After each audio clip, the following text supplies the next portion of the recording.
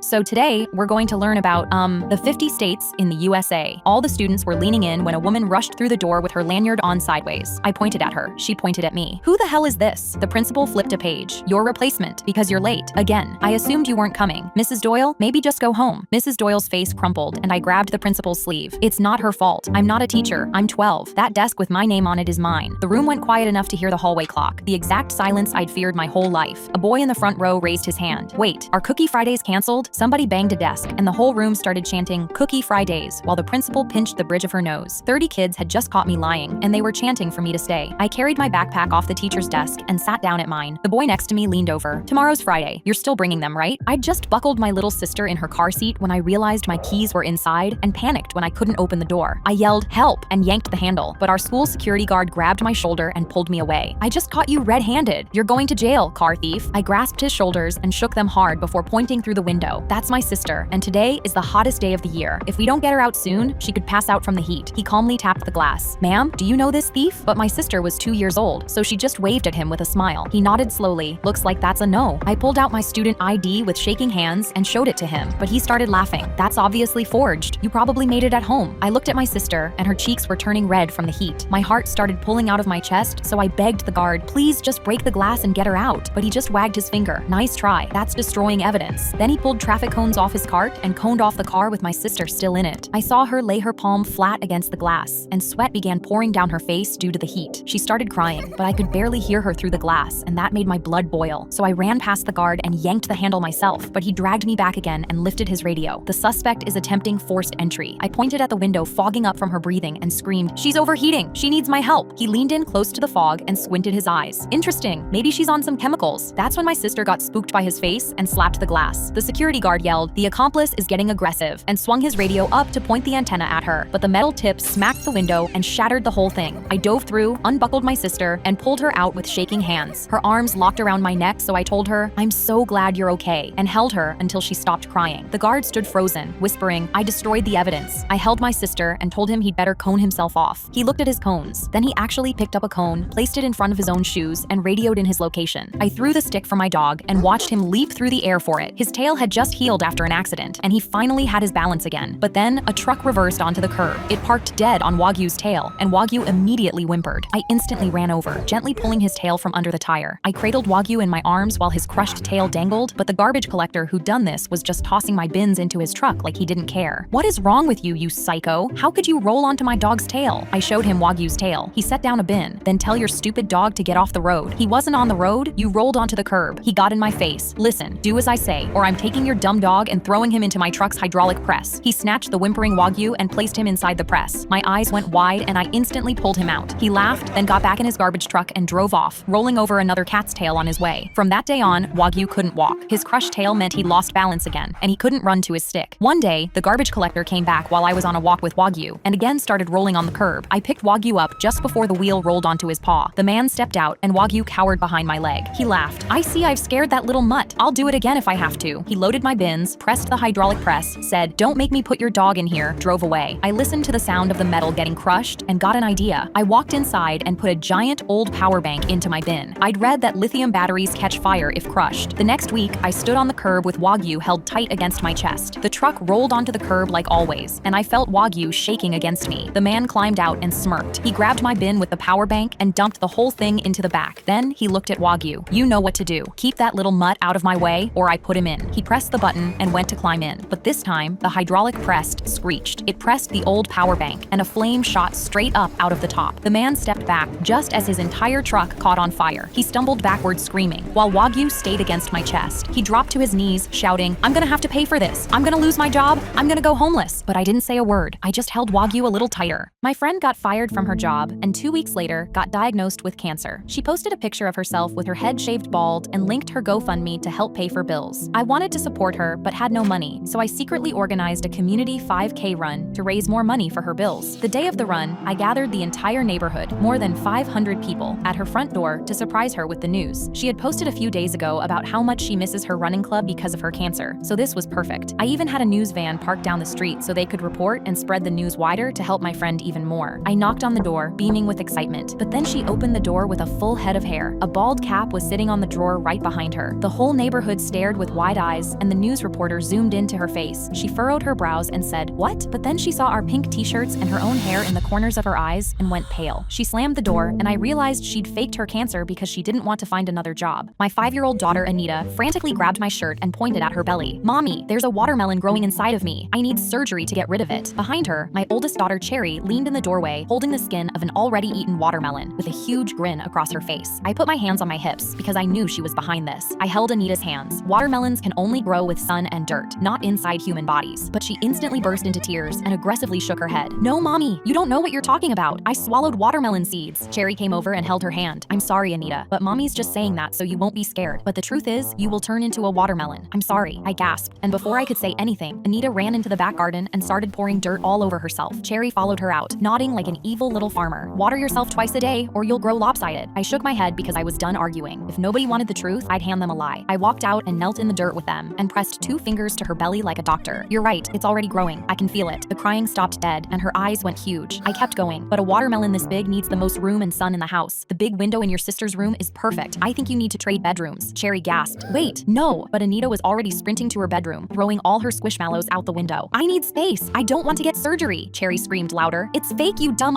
You don't have a bomba-clat watermelon growing inside of you. Anita kept going. No, you're just saying that so I won't be scared. I grinned. No surgery, just a new room. From the sad look on her face, I knew she'd never lie to her sister again. I asked the band to stop playing at my 16th birthday so I could read my bully's childhood diary into the microphone. Technically, it was not a diary. It was a pink composition book Emily and I called The Document. And when we were little, we filled it with crush lists, future jobs, friendship rules, and glitter pen confessions. Emily made me swear I would save it forever. In middle school, she joined yearbook and started treating me like an ugly school picture she wanted cropped out. She picked apart my clothes, stuck fake notes on my locker, and laughed when I opened them. By high school, she mostly ignored me, which felt like peace. I joined drama club, found real friends, and for my 16th birthday, my parents rented a tent, hired a band, and filled the backyard with tiny sandwiches and mocktails. For once, something at school felt like mine. Word spread fast. People I barely knew asked if they could come, and I said no as gently as possible because my parents had already spent too much. Emily stepped in front of my locker and smiled like we were still 7. I might drop by Saturday. I laughed before I could stop myself. Now you want to hang out with me? Her smile twitched, and she walked away. At the party, I was dancing with my drama friends when Emily slipped through the side gate with 3 girls behind her. They grabbed appetizers, ordered mocktails, and stood under my birthday lights like they belonged there. I walked over with both hands tight around my cup. You need to leave. Emily popped a shrimp into her mouth. Make me. The band kept playing, but everyone near us went quiet. My friends shifted closer, waiting to see if I would fold. I set my cup down and went inside. The document was still in the back of my closet, pink cover bent, glitter letters flaking under my thumb. I carried it outside, asked the band for the microphone, and opened to Emily's handwriting. Since my oldest friend decided to come, I said, I thought we should share memories. I read, I, Emily, practiced a British accent for 3 hours so I could sound fancy ordering chicken nuggets. The yard exploded. I flipped the page. My celebrity crush is the animated fox from Robin Hood. Even Emily's friends bent over laughing. Emily reached for the microphone, but Katie from drama stepped between us. I turned one more page. I believed Alaska was a planet until 4th grade. Emily dropped her shrimp plate and hurried out through the side gate alone. I closed the document and handed the mic back. The band started playing again before Emily made it to the sidewalk. She made me swear I would save that book forever, so I did. Rick threw a kid's bike out the window, smashing it into pieces. The poor kid fell to his knees and sobbed, but didn't bother to complain. Rick laughed as he walked past the kid, knowing that the last guy who tried to fight back got kicked out of Sunnyview Apartments by his uncle, the building owner. I turned to my grandma beside me. Yeah, I forgot to mention the Rick problem when you said you wanted to visit. Sorry, she frowned. He certainly is a problem, but I can fix that. The cookies should be cooled by now. I looked at the poor kid, who had been bragging all morning to his friends about the brand new bike he bought from saving up his allowance, and shook my head. No one's been able to stop Rick. As we headed down the hallway, I did my best to explain the situation to her. You're not going to bribe him into better behavior with old lady cookies, Gran. His uncle covers for him legally and kicks out anyone who complains. Grandma smacked me with her purse as we got back to my apartment, then asked if she could borrow my laptop to Zoom a friend. I was in the kitchen eating one of her fresh-baked cookies when I heard her start complaining loudly in the other room, and then her voice went cold. The lights cut out, and through the dark, I heard her say, "Oh, perfect. You have the right building. How soon will your men get here?" I stood frozen with a cookie half out of my mouth. The lights flicked back on, and Grandma walked in with a big smile. Wonderful news, dear. Gerald is taking care of it. Who? A close friend of mine. One moment while I put these cookies on a serving tray. His team should be here in about 5 minutes. I didn't move a muscle as I watched her carefully arrange the cookies and wrap them, then carry the tray to the front door and wait. After about 10 minutes, she checked the time. Oh dear, I hope they didn't get lost. My shoulders eased and I laughed. Geez, Gran, what kind of prank was that? I was interrupted by shouts in the hallway. Grandma grabbed my arm and pulled me out into the hallway just in time to see Rick getting dragged by his ankles by large men in army uniforms. Rick was handcuffed with a sack over his head, screaming for help. One of the uniformed men announced to the forming crowd not to be alarmed and that Rick was arrested as a threat to national security. I saw him wink at Grandma before taking the tray of cookies and walking away. My mind went blank as I struggled to understand what was going on. Gran, who is Gerald again? Oh, just an old fling I still talk to now and again. Poor thing doesn't have a lot of friends ever since going undercover. All I had to offer was a batch of my homemade chocolate cookies, and he promised to arrest both that awful man and his enabling uncle. We went back to my apartment, and I picked up one of her cookies from the cooling rack. I took a bite and smiled at the taste of chocolate chip justice. I was sitting in class when I saw my own face on the laptop next to me. Then every phone in the room buzzed at once, and my face started talking on every screen. In the video, I said, "I'm the one who's been drawing on the cancer kid's head while he sleeps at lunch. Kids with cancer make me laugh." My heart stopped because I never said that. Every head turned to stare at me like I was a monster, and I stood up so fast my chair tipped over. That's not true. you. That's not me. The door slammed open and the principal pointed at me. You, my office, now. He dragged me out while my own voice kept confessing from 30 phones behind me. Someone had put those words in my mouth, and I had no idea who. In the office, the kid sat crying with cruel words scribbled across his bald head in permanent marker. His mom had both hands clamped on his dad's arm. The principal spoke before the door even closed. We saw the video you posted. Expulsion is already in motion. My whole body went cold at the word expulsion. That video is fake. It's AI. I would never do that to him. His dad ripped his arm free and stood up. We can all see it's you. Nobody in that room believed me, but I wasn't going down for something I didn't do. Give me 10 minutes and I'll prove it wasn't me. I was bluffing. The principal was quiet for a long moment, then said, okay. I sat in the hallway and scrubbed the video frame by frame, hunting for proof. Then I saw it. The neck was a slightly different color than the face, like my face was pasted onto somebody else's body. This wasn't an AI video. Someone had filmed themselves saying it and swapped my face onto theirs. I kept scrubbing for the body under my face and froze on one frame. A black TV hung on the wall, and the face swap had missed its reflection. A real face, faint, staring out of the dark screen. I knew exactly who did this and what to do. I found him at his locker, the most popular kid in school. I hit record, slid the phone into my pocket camera out, and walked up. Your face swap missed the TV behind you, and I saw your reflection. He leaned back against his locker and smirked. Nobody will believe you over me. The principal was about to catch me, so I made you say it for me. Have fun getting expelled. My face went red, but I kept my voice steady. So kids with cancer make you laugh? He laughed right into the camera he didn't know was there. Their bald heads make a perfect canvas. He framed me with a fake video, so I ended him with a real one. I hit post before he could move, and halfway down the hall, every phone buzzed at once. The principal was already watching it when I walked in. He was expelled before the end of the day. At lunch, half the school lined up to cover his bald head in encouraging messages instead, and the kid handed me the marker first. My mom redid my makeup for the third time that day and muttered, "This July heat keeps melting it off. Your face needs to be perfect for your pageant next week." She put on my second layer of bronzer while I watched my brothers outside riding their bikes. "Mom, can I ride a bike too?" She didn't even look up from attaching my fake eyelashes. "No, sweetie, bikes are too dangerous. What if you fall, damage your face? Then you won't be pretty for the pageant." The smile drained from my face, and I spent the next hour sweating in silence while she finished. That night, I looked up and saw my brother's bike in the doorway. My mom was sleeping, so I carefully got out of bed and snuck out. I got on the bike, and the wind in my hair instantly made me feel free. I didn't care about how I looked. I was just having fun. But then I took a sharp turn, and because nobody had ever taught me, I fell hard. Blood started pouring from my eyebrow, and I walked back home. I wiped the blood in the mirror, and my stomach sank when I saw the scar forming. I knew Mom would lose it. Next morning, she called out, "Time for your makeup, honey." But when she walked over, she dropped the palette on the floor. "What happened to your face?" She immediately got on the phone, and an hour later, stormed into my room. "Get dressed, honey. We're going to a doctor to laser remove that scar." I cried and shook my head because I knew how sore getting my eyebrow burned would be, but she yanked me into her car. Beauty is pain. At the office, the doctor took one look at me and shook his head. "The scar is too small and too close to the eye. It's too dangerous to remove. We can't do it." Mom begged him, but he crossed his arms. At home, Mom paced the kitchen all day. "The pageant is in 3 days. What do we do?" I went to sleep with a smile on my face, knowing she wouldn't make me compete if I wasn't perfect. But then I woke up to something burning next to my eye. I opened my eyes, and my mom was standing over me with a red laser, burning my scar. I screamed, "Mom," and her hand twitched. The laser hit my eye. I screamed in pain and turned away, my eye searing. I couldn't open it, and I felt liquid in my hand. But Mom grabbed my shoulder. "Turn around. I'm not done removing it." But suddenly, her grip loosened. My brothers were in my room, yanking her away and pulling the laser out of her hand. "Just because you were ugly as a child doesn't mean our sister gets to suffer too." They physically pushed her out, and she tripped and fell, hitting her chin on the railing. Now she would have a scar too. The night before my big race, I sat on the edge of my dad's hospital bed, and he pressed his phone into my hands. "I made you 3 videos for you to watch during your race tomorrow," he whispered, too weak to lift his head off the pillow. "One for the start of your race, one for the hard part, one for the finish." I nodded with tears in my eyes. "As soon as I win, I'm going to come back and tell you everything," he whispered. "I know." The next day, I positioned myself behind the white line, and the first video popped up on my phone. There he was, propped against his pillows in that blue hospital gown. "Go get him, kid." The running gun went off, and I sprinted so hard my calves were already hurting. But I kept smiling at every camera because I wanted the photos to show Dad I was happy. At mile 20, 2 runners slipped past me, and for the first time, I thought I might lose. I wiped my eyes and pulled up the second video. "You're stronger than you know. Don't you dare stop." So I kept going, driving with my arms because my legs had gone numb beneath me. I crossed the line first, and I was sobbing before my legs even stopped. The last video was already waiting, and he was grinning. "I knew you'd do it. I'm so proud of you. Don't be sad I couldn't be there." I grabbed my medal and ran for the car. I still had the medal around my neck when I pushed his hospital door open, but his bed was stripped. Mom sat in the chair beside it, holding his phone, her face swollen from crying. "Baby, he passed away after you went home from the hospital last night," she whispered. "He knew he didn't have long, so he made those videos and begged me to play them while you ran." I took the medal off and laid it on his empty pillow. He'd whispered, "I know," the night before, because he was was already saying goodbye, and he'd known all along I'd never get the chance. I was working at the zoo when I saw a girl trying to feed the hippo Lucky Charms. At first, I thought it must have been a misunderstanding, but as I walked over, I immediately realized that I recognized her. We locked eyes and she heckled, "Hippo Hannah, how ironic it is to see you here. I missed you." My body shivered because it was Bethany, my high school bully, the one who convinced the entire school to throw their lunch at me in the cafeteria. I gritted my teeth because it had been 5 years since I'd heard that nickname. "Please avoid feeding the animals. It could kill them." She squinted at me and grinned. "Do you have a soft spot for hippos, Hippo Hannah?" My face went hot the way it used to. She lifted her phone and aimed it at me. "Guys, remember the girl who ate her feelings in 11th grade? She scoops hippo crap now." She turned back towards the water with both her hands extended, one with the phone and one with the Lucky Charms. Daisy the hippo looked confused, and her head came up, mouth wider than the woman's whole body. I gripped Bethany's shoulder. "Get back. She's not a prop." She yanked back and laughed. "Relax, Hippo Hannah. What's it gonna do? Eat me? It can't be that hungry." My heart was slamming with adrenaline because I knew how fast Daisy could launch herself when food was involved. But Bethany smirked at the camera. "Takes a hippo to know a hippo. Hippos of a feather flock together." She was cackling, reciting one punchline after the other. That's when I decided to take my hand off her shoulder. "Okay, if you want Daisy so bad, then you got it." Suddenly, Daisy rose out of the water like a shark, and some of the visitors got so scared they ran away. Bethany dropped her phone, and water splashed everywhere as she chomped the entire box, and Bethany was covered in dirty sewage water. I picked up her phone and turned the camera towards her. "Everyone say hi to Bath Time Bethany, Hippo Poop Edition." The doctor held my hand. "In 3 weeks, your vision will be gone, and you will be officially blind." I didn't know what to think, and the next day at school, my boyfriend reassured me, "We're in this together." My best friend Alice hugged me really tight. "I'll always be here for you." But something was off, because she smelled exactly like my boyfriend. I tried to tell myself I was being paranoid, but during class after lunch, I squinted and saw Alice beside my boyfriend. Her hair was a mess, and her lipstick was completely messed up. "What happened?" I knew she was surprised that I could still see her. "Oh,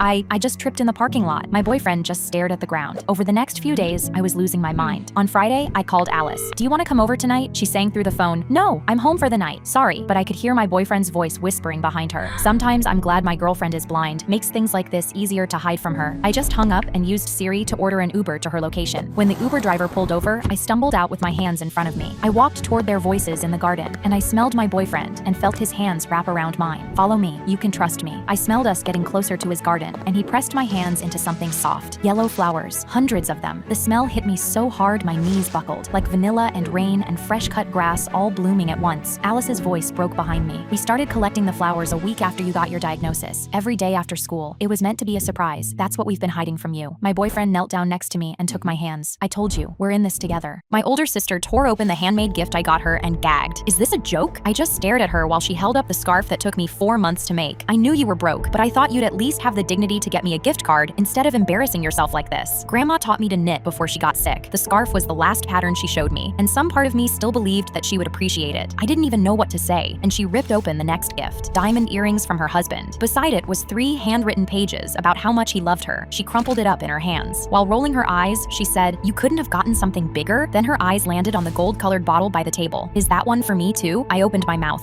No, that's definitely not." Misty was already on her feet. "Finally, someone here actually knows what I like. Big and gold." My mom ran over and grabbed her arm. "Stop, that's not for you." She shoved her off. "Stop trying to ruin my birthday." She grabbed the cork and twisted. The pop was the loudest thing in the room. Suddenly, Grandma's ashes sprayed out across her white dress, across her face, into Mom's silver bracelet on her wrist. Misty froze with the bottle in her hand and ashes on her lips, ashes on her tongue. Mom said it dead quiet. "That was my mother." I patted her on the shoulder. "Be careful what you wish for." My daughter made a woman cry in public, but it was so funny, I refused to punish her for it. My daughter came home from school crying that other girls in her class made fun of her clothes and that nobody wanted to sit with her at lunch. I held her tight and told her that if anyone ever said something mean to her, she should compliment them, because it's really funny watching the other person get extremely confused by a compliment. She giggled, saying she would try it out. The next morning, she came home from school happier than ever, saying she complimented her bullies, and it was so funny seeing them confused. I gave her a high five and told her she was awesome. I didn't realize just how awesome until I saw it for myself when we went to the mall. We were shopping for bathing suits, and while I was holding up a bikini, a woman beside me started laughing. "You're fat, so you should really stick to bathing suits that cover your rolls." I told her my husband loved how I looked in a bikini, and that was all that mattered. She scoffed, "Honey, he's lying to you." I turned my back to her and tried to keep shopping, but my daughter could see I was upset, and she wasn't about to let this woman get away with it. She walked up to the woman and told her, "Your teeth are such a pretty yellow, and your face is so cool, you don't even need a Halloween mask." I walked into my wedding venue and started crying sad tears because it was filled with lilies, but my mother angrily told me, "I did this for you. The sunflowers you wanted were trashy." Just as I was about to respond, stunned. I specifically didn't want lilies. My husband walked in and called them beautiful. My mother snarled, "See? Again, I'm right. You're wrong. This is why I ignore your decisions." Right before the wedding, I walked up to her and the florist to talk, but my mom pulled out a pre-made card from her pocket and gave it to me. "Stop crying. You won't even remember the flowers at your wedding. No one will." But you see, my husband remembered. He genuinely believed lilies were my favorite and brought me fresh ones every day on our honeymoon. At first, I was annoyed, but my husband only wanted to make me happy, and in bringing me the lilies filled the hole my mother left in my heart with his love. The lilies went from a symbol of being ignored to a symbol of being loved and paid attention to. My mom and I were walking down a busy highway with grocery bags cutting into our arms because we couldn't afford a car when a sketchy man pulled over and asked if we needed a ride. My mom's feet were blistered and bleeding through her shoes, and I hated that she had to live like this. She started crying and said yes before I could stop her. "Mom, I have a bad feeling about this. What if he's dangerous?" I whispered, but she squeezed my hand. "Honey, I'm so tired. It'll be okay." So we climbed in, and the man chuckled to himself in the front seat. I held my mom's hand, praying we'd make it home safe. But a few minutes in, the man blew right past our street, and I heard him lock the car doors. I yelled, "Hey, where are you going? You missed our turn." He pulled out a knife and pressed it toward me. "Shut the hell up. I know exactly where I'm going." My blood ran cold. My bad feeling was right, but my mom's face twisted with rage. "Don't you ever point that at my daughter. Who the hell do you think you are?" She threw herself at him, clawing and screaming, and the car swerved wildly across the highway. "Mom, stop!" I knew if we stayed we would die, so while he was fighting her off, I spotted the unlock button by the front seat and slammed it. I grabbed my mom and shoved the door open, and we tumbled out onto the pavement as the car screeched away. But my mom had wrapped herself around me as we fell, taking the whole hit. When I got up, she lay on the road, not moving, blood in her hair. I dropped to my knees and held my mom, screaming for help, but every car just flew past us. Her breathing was shallow, and she whispered, "Our groceries, they're gone." My heart broke because after everything, she was still worried about feeding us. Then a truck slowed down and pulled over. My whole body tensed, waiting for that same bad feeling to come back. A man stepped out, took one look at my mom, and scooped her up without a word. I had to take care of my mom too. "Get in the car, I'll help you." He drove us straight to the hospital and covered the entire bill. Then he pressed a wad of cash into my hand. "For groceries, and whatever else you need." The wrong stranger led us to the right one, the one who helped save us. Every night my mom would pour salt around me and my brother and scream, "All these horror games are letting spirits into our home." My mom did this for me every night. Now I'm doing it for us. Me and Finn would always roll our eyes, but one night I whispered, "If she believes in ghosts, then we have to be the ones to prove they're not real. She can't live in fear forever." Finn didn't understand my plan, but he nodded and was ready to go along with it anyway. We waited until the house was completely dark, and Finn scraped a chair leg across the hallway floor to make Mom think that there were ghosts in the house. We could hear Mom jump up in her room, and I laughed because I knew she was thinking that the house was haunted, which meant our plan was working. We were going to show her it was just us, and she would realize there was never any ghosts in the house. Suddenly, we could hear her whispering through the wall, fast and low, the same words over and over, like she was talking to somebody that wasn't there. We both froze, not knowing what was going on. Finn's head whipped around to the dark hallway. "Do you hear that?" I stopped to listen. There was a scratching sound. I went toward it and put my hand on the door. My hand froze on the knob. On the other side, the scratching stopped right where I stood, and a voice came through the wood, low enough that only I could hear. "You let me in, thank you." I let go, backed down the hall, and Finn and I ran to Mom's room. She was sitting up in bed, staring at the salt smeared into the carpet. She'd never been crazy, just scared first, and we'd spent all night showing it the way in. I laid in bed, rewatching Aladdin for the 1000th time, but when I reached for my drink, my hands felt something other than my bottle. An old purple lamp I didn't recognize right where my Stanley was. I picked it up confused, then decided to rub it as a joke. I wish for my crush to like me back. I laughed and put it back on the shelf, then went back to watching the genie grant wishes to Aladdin. But when I walked into school next morning, my crush was standing by my locker and tossed me my favorite green apple. He pulled out a bouquet of roses from his back and asked me out. My face lit up and I immediately nodded. I got home that night on cloud 9, but then I saw the purple lamp on my desk. Something weird hit my chest and I picked it up, thinking surely this was just a crazy coincidence. "Okay, Genie, I need $10,000 to buy a new car for my mom." I rubbed the lamp slowly. That night, while changing for bed, I opened my drawer to reach for my pajamas and nearly fell. Wads of cash stared at me in the face, carefully tucked between my bottoms. I immediately closed my door and grabbed the lamp with shaking hands, staring at it in amazement. I could wish for anything. I thought hard, then took a long, deep breath. I wished for a million more wishes. I put the lamp back on the shelf and put on Aladdin for the millionth time. The next day, I sprinted home from school, executed and grinning, but the lamp was gone. I checked my whole room and found nothing. My head dropped. But that night, while rewatching Aladdin, I reached for my Stanley, and that's when I felt it, a purple lamp that wasn't there before. I sat down in the empty row of the school bus, and the whispering started instantly. Why is she even even coming on the school trip. Didn't her mom just die last week? I folded open the map of where we were going and started tearing up, because it was the same lake me and my mom used to go every year before she got cancer, and I knew I couldn't say no to coming. But now, curled up in the corner alone with my forehead pressed to the window, I had no idea how I was gonna survive 3 days in a place where every memory was her. We got off the bus to start the tour, and when I met our tour guide, his eyes were instantly filled with pity, and I knew the school had told him what happened too. So during lunch, I locked myself in the bathroom, sat on the sink, ready to fake being sick so I could go home. But out the window, there was the lake me and my mom used to swim in, where she'd squeeze my hands and say, "Be strong for me, baby." So I walked out and smiled through the boat safety talk, all to stay strong for my mom. And the harder I smiled, the more everyone kept their distance from me, like they were all waiting for something to happen that I didn't know about yet. At sunset, Ms. Alvarez led us into the rowboats, and when we made it to the middle of the lake, the tour guide took out a floating lantern and raised it to the sky. For a second, I closed my eyes to blink back the tears, because this was me and my mom's tradition every year. When I opened them, everyone around me had a floating lantern, and they were all staring at me. "Did you guys do this for me?" My teacher took my hands the same way mom used to. "Your mom did this. She called the school a few months ago and planned the whole night, because the lanterns were your thing with her. She said you'd fake smile through the day to try and be strong, and told us to leave you alone until we got to the boats." The girl beside me pushed a lantern into my hands. "We've been dying to hug you all day." The boat folded around me as I let mine go and watched it climb with the others. For the first time since the funeral, I wasn't at this lake without her. My son was in a school karate contest with a disabled kid, and he flexed his biceps to the crowd. "Who wants to see me win?" Half the school was chanting his name, and his opponent Sam limped onto the mat, one arm curled against his chest. I pushed down the bleacher steps, ready to drag my son off that mat myself. My son Cody bounced on his toes and cupped a hand to his ear. "Who wants to see me take him down?" The gym roared, and even the teachers were laughing behind their clipboards. A parent chaperone stuck her arm out to stop me from going any further. "They're focused. Don't try to disturb them." Sam planted his good arm into a fighting stance, and the referee dropped his hand between them. "Fight!" The crowd got impatient. "Come on, Cody!" But Sam stepped inside his guard, swung his good arm, and cracked Cody across the jaw so hard the sound echoed. Cody hit the mat flat on his back and stayed down. The referee lifted Sam's arm.